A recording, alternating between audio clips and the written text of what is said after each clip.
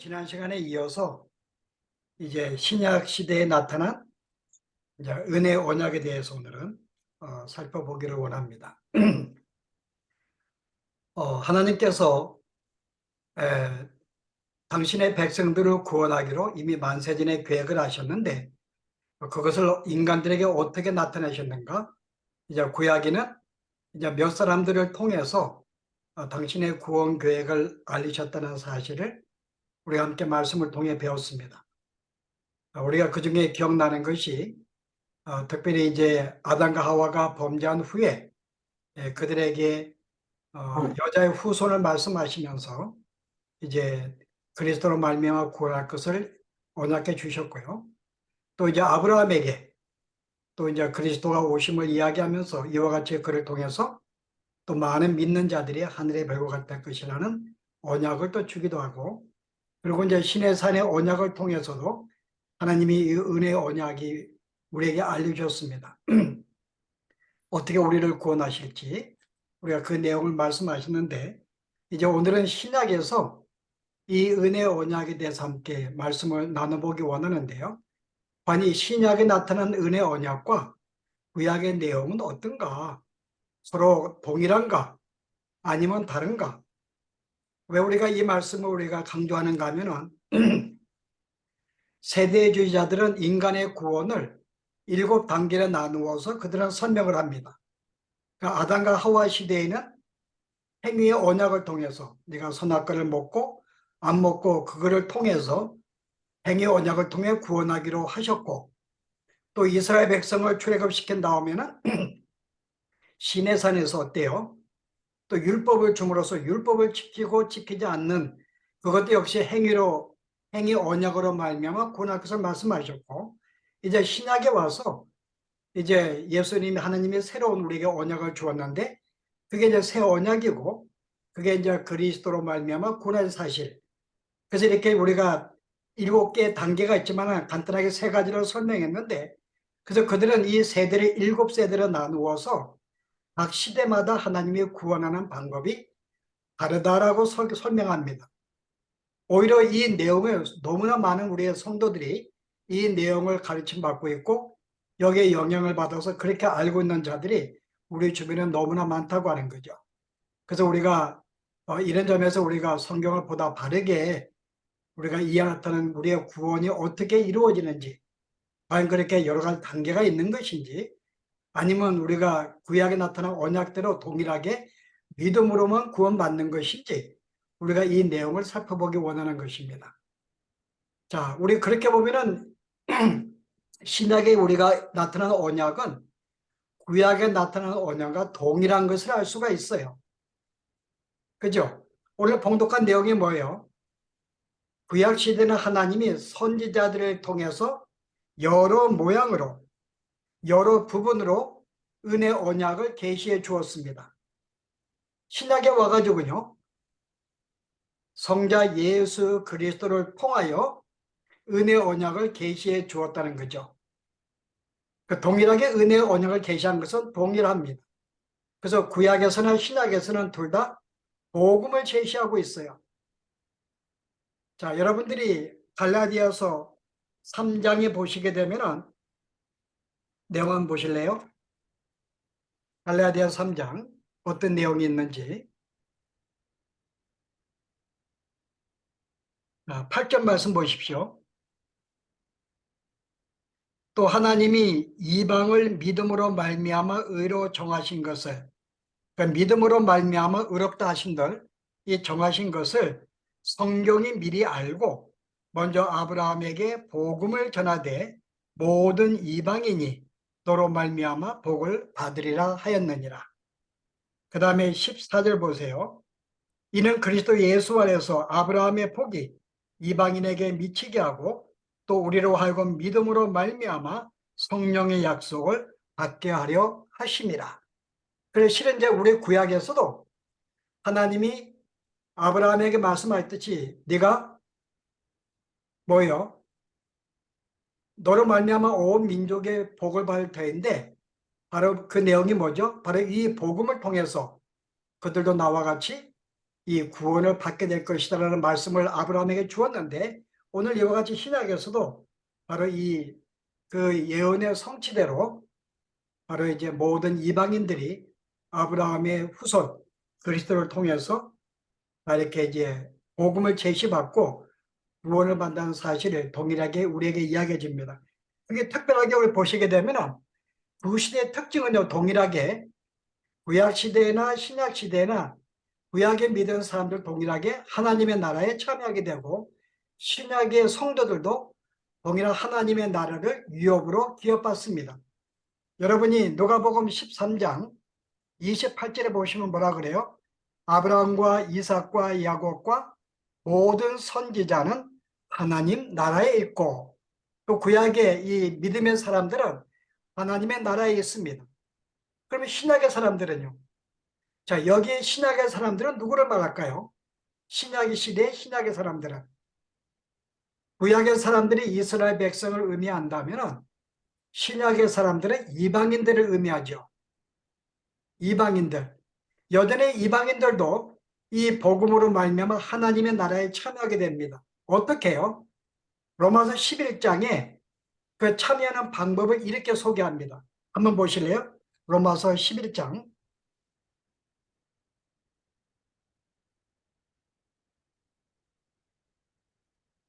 13절 볼까요? 내가 이방인인 너에게 말하노라. 내가 이방인의 사도인 만큼 내 직분을 영광스럽게 여긴다. 자, 이방인들에게 말하는데 뭘 말해요? 7절 보세요. 가지 얼마가 꺾이었는데 돌 감람나무인 내가, 이방인이죠, 그들 중에 접붙임에 대어 창 감람나무 뿌리의 진액을 함께 받는 자가 되었은즉, 이런 방법으로 그 이스라엘 백성들이 이제 그들의 감람나무인데 그중에 얼마가 꺾이게 되었어요. 그리고 이제 돌 감람나무가 이방인들인데 이 돌 감람나무의 가지들의 일부가 여기 참 감람나무에 접붙여 가지고 역시 이들도 이 참 감람나무와 동일한 한 족속이 되는 방법을 통해서 저들을 구원하신다는 내용이죠. 그래서 18절에 뭐라 그래요?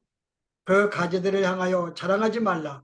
자랑할지라도 내가 뿌리를 보존하는 것이 아니요 뿌리가 너를 보존하는 것이니라.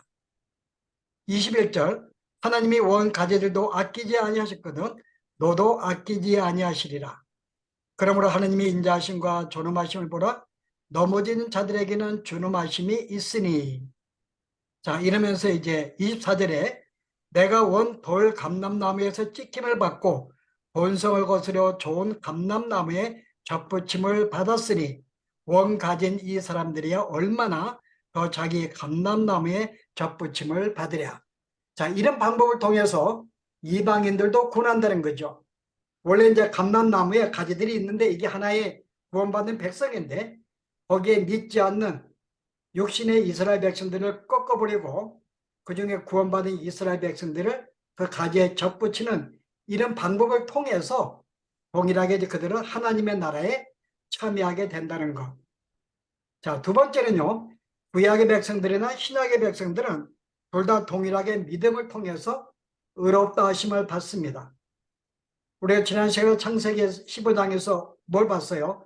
아브라함이 이를 믿음에 하나님께서 아브라함에게 그리스도가 오시고 그로 말미암아 하늘의 별과 같이 이 교회 믿는 자들이 생길 것이다 라고 하는 그리스도의 구속사역을 설명할 때 아브라함이 이를 믿음에 하나님께서 이를 저로 의로 여기시고 그 여기서 하나 이제 믿음으로 말미암아 의롭다고 칭함받는 사실이 바로 이제 아브라함이 이루어졌는데요. 여러분 히브리 11장에 보시면은 지금 아담 이후로 모든 믿음의 조상들은 다 믿음으로 그들은 살아갔습니다. 우리가 알고 있죠? 11장 보실래요? 히브리 11장에 자 4절 말씀 볼게요. 믿음으로 아벨은 가인보다 더 나은 제사를 하나님께 드림으로. 6절에 믿음이 없이는 하나님을 기쁘시게 하지 못하나니. 7절 믿음으로 노아는. 8절에 믿음으로 아브라함은. 그 다음에 13절에 이 사람들은 다 믿음을 따라 죽었으며. 그리고 쭉 이제 이 믿음의 사람들이 나오는데요. 21절 보세요. 믿음으로 야곱은, 22절 믿음으로 요셉은, 23절 믿음으로 모세가 날 때에, 그 다 믿음으로 믿어졌는데 마지막에 결론적으로 뭐라 그래요? 이 사람들은 다 믿음으로 말미암아 증거를 받았으니, 어떤 증거요? 의롭다 하는 증거를 받았으니, 그러나 약속된 것을 받지 못하였으되. 자, 구약의 사람들은 다 예수를 믿음으로 말미암아 의롭다고 받았는데, 그들이 살아있을 때 이 약속을 그들은 보지를 못했어요. 왜냐하면 그리스도가 오시기 전이었기 때문에. 그러니까 구약의 사람들은 그들에게 하신 언약의 언약만 받아들이고, 은혜의 언약을, 그 말씀을 믿음으로 그들을 의롭다 칭함받았습니다. 그러나 실제 이 약속의 언약은 그들이 경험하지 못했죠. 아직 예수님의 탄생하기 전이기 때문에. 어쨌든 구약의 사람들도 믿음으로 의롭다고, 의로운 존재라고 칭함받았고요.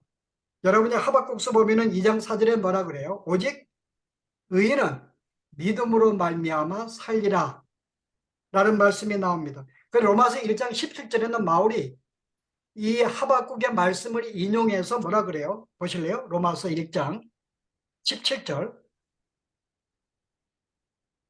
복음에는 하나님의 의가 나타나서 믿음으로 믿음에 이르게 하나니 기록된 바 오직 의인은 믿음으로 말미암아 살리라 한 것 같으니라. 기록된 바 오직 의인은 믿음으로, 이 하박국 2장 4절의 말씀을 인용했는데, 여기서 복음에는 하나님의 의가 나타났어요. 믿음으로 말미암아 의롭다함을 칭함받는 것, 이거는 구약 시대에도 그들의 믿음으로 의롭다 칭함받았고 신약 시대도 마찬가지입니다. 그래서 이제 이 바울이 이렇게 신약의 말씀을 인용해서 우리도 신약에도 믿음으로 말미암아 모든 사람이 의롭다 하김을 받는다고 교훈하고 있고요. 자, 그 다음에 하나는요. 그럼 우리가 어떻게, 무엇을 믿음으로 말미암아 의롭다 함을 여김 받는가? 구약 시대나 신약 시대나 둘 다 예수 그리스도를 믿음으로 말미암아 그들은 의롭다 함을 받았습니다. 그 여기서는 예수 그리스도가 중재대가 되는 거죠. 자, 구약에 어디 나타나요? 구약에 특별히 아담과 하와가 쫓겨날 때 하나님이 그들에게 뭘 입혔어요? 하나의 짐승을 죽여서 그들에게 취한 가죽옷을 지어서 아담과 하와에게 입혀졌습니다. 그리고 그들의 부끄러움을 감추어 주었어요. 자, 이와 같이 거기 뭘 상징하죠? 피로 말미암아 너희들이 부끄러움에 감추고 죄 사함받게 될 거라는 것을 암시적으로 창세기의 원시복으로 말씀해 주었습니다. 자, 여러분, 구약시대 가장 유명한 게 제사제도입니다. 이 제사제도도 모든 이스라엘 백성들이 어떻게 구원을 받아요? 제사받아요. 자기를 대신하여 희생 제물을 드림으로 말미암아 대신 죽여서 그 피를 제단에 뿌림으로 말미암아 그들이 죄의 사함을 받는 장면이 구약의 모든 제사제도입니다. 그 여기에서 우리가 암시적으로 어떻게 해요? 바로 이 예수 그리스도의 피로 말미암아 구원받는, 그 중재자로 말미암아 그들이 구원받는 사실을 말씀해 주었는데, 이제 신약에 와서 신약의 예수님이 십자가에 못 박히고 죽으심으로 말미암아 우리 인간의 일을 사하신 것. 자, 이런 점에서는 구약이나 신약이나 이 인간을 구하는 은혜 언약의 내용은 동일합니다. 똑같이 복음을 제시하고 믿음으로 의롭다함을 받고 믿음으로 제사함 받고 그들의 믿음을 통해서 하나님 나라에 거한다는 사실은 구약이나 신약이나 동일하게 임하고 있어요. 한 가지 차이점이 있다면 어떤 차이점이 있을까요? 신약과 구약의 차이점. 두 언약은 동일한데 방법의 차이는 있죠. 자, 구약의 이 은혜 언약은 완성형이 아닙니다. 하나의 예비적으로 모형적으로 주셨어요. 그래서 히브리서 1장 1절에 뭐라고 그래? 하나님께서 구약에는 선지자들을 통하여 여러 모양과 여러 부분으로 은혜 언약을 주었다고 말합니다. 여러 가지 방법을 통해서. 그리고 이것은 하나의 이제 상징적인 것이죠. 예수님 뭐라 그래요? 그 요한복음 6장에는 이 모든 성경은 다 나에 대해서 증거하는 것이라고 이야기했고요. 또 누가복음 26장에도 이 모든 성경은 다 나에 대해서 이야기한 것이다. 그러므로 구약에 나타난 모든 것들은 누구에 대한 거예요? 그리스도에 대한 다 모형들입니다. 자, 여기 아까 말한 대로 뭐 가죽옷을 취업힌다든지 희생 제물을 드린다든지 어떤 그 다음에 뭐가 있어요? 어떤 성전을 지음으로써 이 성전, 여러분이 크게 성전의 의미가 뭐예요? 자, 이스라엘 백성이 제일 처음에 성전을 지은 것이 언제였죠? 솔로몬입니다. 자, 솔로몬 시대에 성전이 지었는데 이 성전이 어디에 지어졌어요? 이 성전이 어디 지었죠? 여러분, 이 이스라엘, 성전을 지은 장소는 그 땅은 이 솔로몬의 아버지 다윗이 그 땅을 삽니다. 그 땅이 어디예요? 이 다윗이 하나님께 범죄했잖아요. 그 범죄가 뭐예요? 하나님을 의지하지 아니하고 백성들을 의지하기 위해서 백성들의 수를 셌습니다. 전쟁에 나올 사람이 얼마인가, 내 군사가 얼마나 막강한가를 측량하기 위해서 인구의 수를 셌는데 거기에 아합의 다른 장군들이 야단을 치죠. 이거 하나님 보시기에 불의한 것입니다. 하나님이 계시는데 왜 하나님을 의지 안 하고 인간의 수에 의지해서 강건해지려고 그럽니까? 결국 이 죄로 말미암아 아브라함이 벌을 받지요. 그 벌이 세 가지가 있죠. 자, 네가 3년 동안 전과 같이 네가 이 적에게 쫓겨 도망 다닐래? 아니면은 3개월 동안 이 이스라엘의 온 이 3개월인가요? 이스라엘의 온 지역에 기근이 들게 만들래? 그 다음에 아니면 3일 동안 온 이스라엘에 온역이 들어 사람을 죽게 만들래? 자, 아브라함이 뭘 선택했어요? 세 번째 선택을 했죠. 자기가 3년간 도망 다닌 거 싫고 또 3년간 이렇게 기근이 생겨서 온 백성이 양식을 굶는 거 싫고 3일은 짧기 때문에 그냥 온역을 생기는 거, 병으로 죽는 거를 선택했습니다. 그래서 하나님이 이 이스라엘의 땅 시작부터 끝까지 계속 이제 그들을 쳐 죽이기 시작하는 거예요. 그러다가 어디에 섰어요? 어디에 이 죽음의 사자가 오베데돔의 집. 를 띄어 오베, 그거 오, 타작마당, 오르난의 타작마당에 딱 섰을 때 천사가 잠깐 멈추게 만듭니다. 자, 이제 이 정도면 됐다고 이야기해요. 아직은 그가 계속 예루살렘까지 계속 가서 사람들이 온역을 병을 주어서 주게가 되는데 천사가 나타나서 야, 이제 됐다 그럽니다. 그래서 거기에 다윗이 감사해가지고 이 오르난 타작마당을 그 집을 사가지고 거기에서 제사를 드리죠. 그리고 이제 그 땅에 그 아들 솔로몬이 그 땅에 성전을 짓습니다. 그럼 이 성전의 의미가 뭘까요?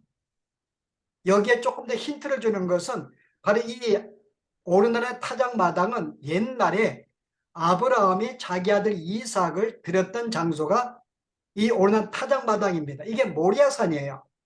왜냐하면 성전은 모리아산에 지었거든요.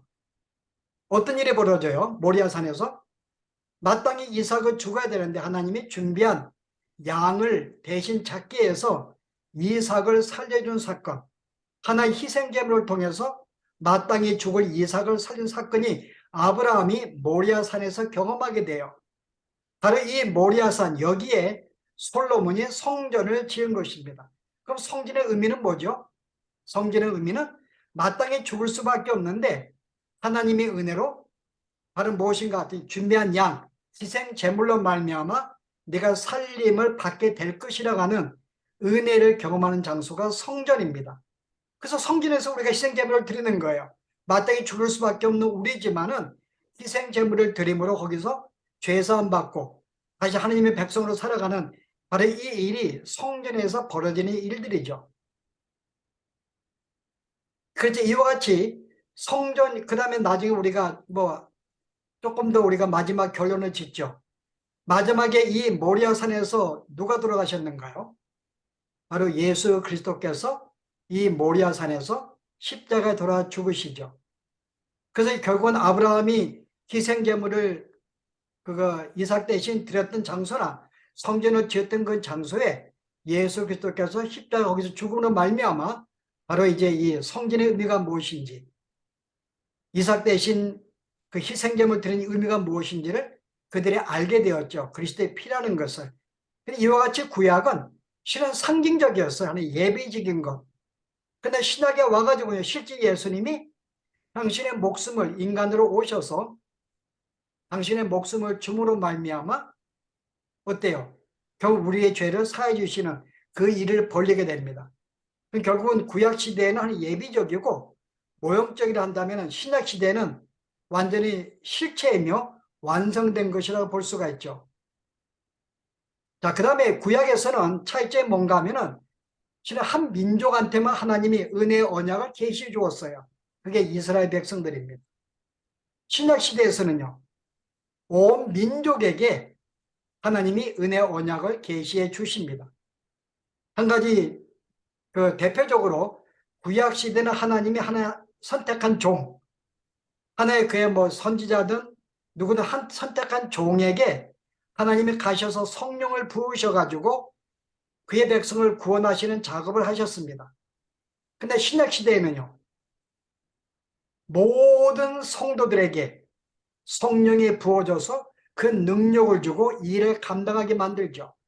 그래서 구약에서는 대표적으로 한 사람이 성령을 받고 이 일을 했지만은 신약에서는 이제 모든 각 심령들이 성령이 임하셔서 그 성령을 통해 은혜 언약을 직접 받는 바로 이런 차이점이 구약과 신약의 차이점이라는 것을 우리가 알아야 됩니다. 그래서 우리가 그럼에도 불구하고 차이점은 있지만은 여전히 믿음으로 말미암아 그들이 구원받고 의로운 존재가 되고 하나님 나라에 거하는 것은 구약이나 신약은 우리가 동일한 은혜 언약에 기초한다는 것을 우리가 이해할 필요가 있죠. 자, 마지막 결론적으로는요. 자, 이제 이 은혜 언약에 대해서 하나님이 인간과 언약을 맺으셨는데 그보다 더 중요한 것은요. 하나님이 인간과 이 은혜 언약을 맺기 전에 제일 먼저 이 언약을 맺으신 분이 있습니다. 그게 하나님이세요. 그게 성부 하나님이 성자 하나님과 먼저 언약을 맺는 사건이 나옵니다. 그래서 이 성부와 성자가 먼저 언약을 맺어요. 우리와 언약을 맺기 전에. 자, 그 언약의 내용이 뭘까요? 인간은 죄로 말미암아 죽었어. 이제 그들은 스스로가 구원받을 수도 없고 선택할 수 없고 아무것도 할 수 없는데 어떡할까? 내가 저들을 살려야 되겠는데. 그러면 이제 방법이 뭐예요?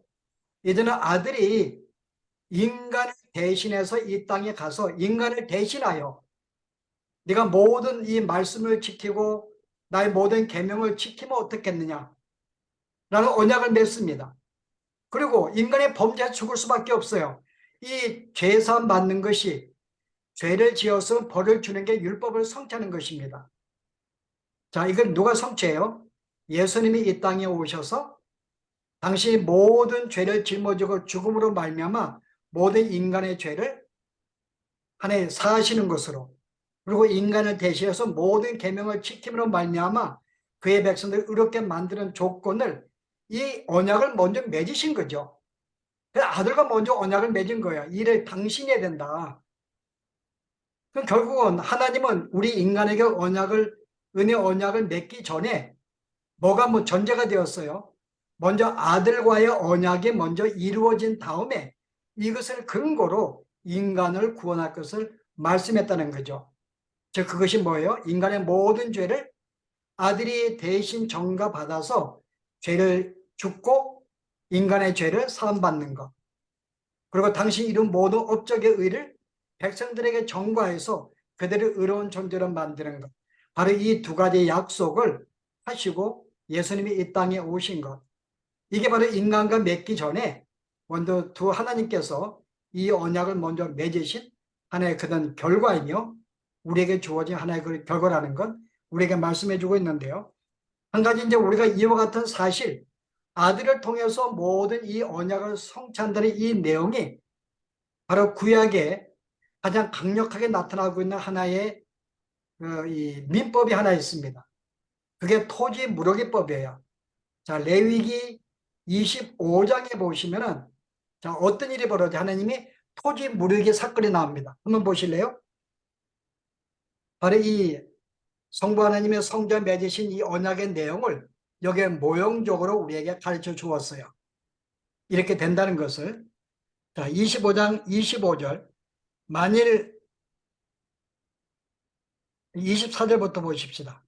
너희 기업의 온 땅에서 그 토지 무르기를 허락할지니 만일 내 형제가 가난하여 그의 기업 중에서 얼마를 팔았으면 그에게 가까운 기업 물을 자가 와서 그의 형제가 판 것을 물을 것이요 만일 그것을 물을 사람이 없고 자기가 부유하게 되어 물을 힘이 있으면 그 판 해를 계수하여 그 남은 값을 산자에게 주고 자기의 소유지로 돌릴 것이니라. 자, 이 언약의 민법을 주십니다. 자, 내용이 뭐예요? 하나님이 이스라엘 백성들에게 땅을 나눠 주었는데 땅을 임의로 팔 수가 없습니다. 근데 만약에 삶이 어려워서 땅을 팔 수밖에 없는 상황이 나와요. 그 내가 땅을 팔았다고 하자. 그러면 이 땅을 어떻게 찾을 수 있는가? 너가 힘이 없느냐? 그러면은 너와 가장 가까운 근족, 친족이 와서 그것을 물을 만한 의지도 있고 능력도 있는 사람이 와서 그 땅을 물려줄 수 있다. 이게 첫 번째 말씀이고, 두 번째는요. 만약에 너에게 친족이 없다. 근데 만약에 네가 나중에 그 땅을 다시 살 만한 능력이 생겼다면은 네가 그것을 값을 계산해 가지고 횟수를 계산해서 값을 치르고 땅을 다시 사면 된다. 라고 하는 이 법의 토지 무르기입니다. 바로 이 법이 바로 그리스도의 구속 사역이 통해서 우리가 어떻게 구원이 이루어지는지를 설명하는 거예요. 자, 여러분이 예수님이 그 세 가지 시험 받을 때 예수님이 사탄에게 하신 말씀이 하나 있죠. 하나 누가 한번 보실래요? 예수님께 마귀가 뭐라고 이야기했는지. 누가복음 7장, 누가복음 4장 6절 말씀 보세요. 이르되 이 모든 권위와 그 영광을 내가 네게 주리라. 이것은 내게 넘겨준 것이므로 내가 원하는 자에게 주리라. 자, 여기 마귀가 예수님을 시험할 때 세 번째 시험이 뭐예요? 네가 만약에 나에게 절을 한다면, 나를 경배한다면 네가 십자가에 달려서 이 모든 구원 사역을 성취할 때 너에게 주어질 그 영광, 그 모든 풍요로움을 내가 미리 너에게 줄게. 어떻게 할게요? 네가 나에게 경배하고 한다면 이 모든 걸 내가 너에게 줄게. 근데 이 모든 영광과 그것은 마귀가 어떻게 갖게 되었어요? 원래는 내 것이 아니었어요. 근데 내게 넘겨준 것이에요. 내가 사버렸습니다. 마귀가. 내가 산 건데 만약에 네가 나에게 경배한다면 다시 내가 이걸 너에게 돌려줄게라고 하는 것입니다. 자, 무슨 말이에요? 아담과 하와는 하나님이 처음에 인간을 만드실 때 하늘의 모든 영광스러운 존재로 지음받았습니다. 땅의 모든 주인으로 소유자로 그런 지음을 받았어요. 근데 그가 범죄함으로 말미암아 이 모든 것을 잃어버리게 됩니다. 오늘 성경은 이 모든 것을 누가 오히려 샀다 그래요? 사탄에게 팔았다고 오늘 이야기합니다. 네가 가진 모든 영광 그것을 그 땅을 네가 사탄에게 팔아버렸네. 그 원래는 너 것이었는데 이게 사단이 받게 된 거예요. 근데 만약에 네가 경배한다면 다시 내가 너에게 주겠다고 이야기합니다.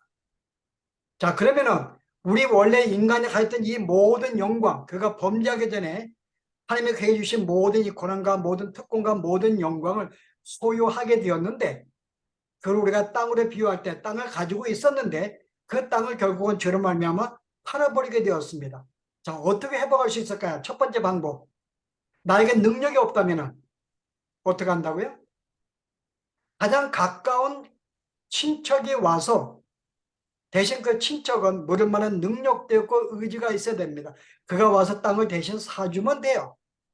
그리고 거기에 이 땅을 팔 때 계약을 맺을 거 아니에요. 그 계약에 맺은 대로 들어주고 그 계약을 들어주고 사주면 됩니다. 근데 그 내용이 뭐겠어요, 여러분? 바로 죽음이죠. 이건 죽음으로밖에 값을 치를 수 없는 거. 죽어야지만이 그를 살 수가 있습니다. 예수님이 대신 그거를 사주시는 거죠. 당시의 생명을 줌으로 말미암아. 왜 예수님일까? 자, 여기에서는 자기 집안 식구는 안 됩니다. 그죠? 자기 집안 식구는 안 돼요. 아담과 하와의 모든 후손들은 결국 누구의 식구인가요? 아브라함의 직계 손들입니다. 친척이 될 수가 없어요.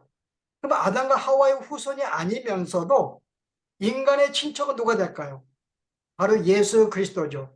인간의 아담과 하와의 후예가 아니면서도 성령을 통해서 인간으로 오신 이 예수님이 바로 우리의 친척으로 등장하시는 것입니다.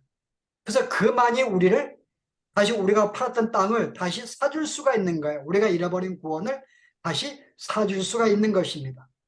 자, 또 하나의 방법은 뭐죠? 만약에 네가 나중에 내가 능력이 생긴다면은, 너에게 친족이 없고 능력이 생긴다면은 네가 값을 치르고 사면 된다 그래요.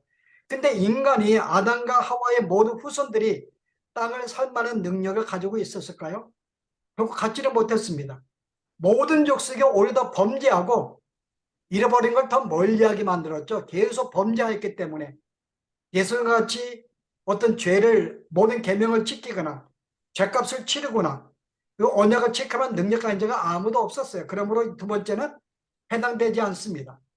그 첫 번째, 결국은 인간의 이 가장 가까운 친척 예수님만이 이 땅을 당신이 그 값을 치름으로 말미암아 사줄 수가 있다는 이 토지 무리기법을 통해서 바로 하나님께서는 구약시대에 바로 이 친족 그리스도를 통해서 우리가 잃어버린 구원을 다시 찾아주신다고 하는 그 내용을 우리에게 설명해 주겠는 거 여러분이 기억을 해 주시고요.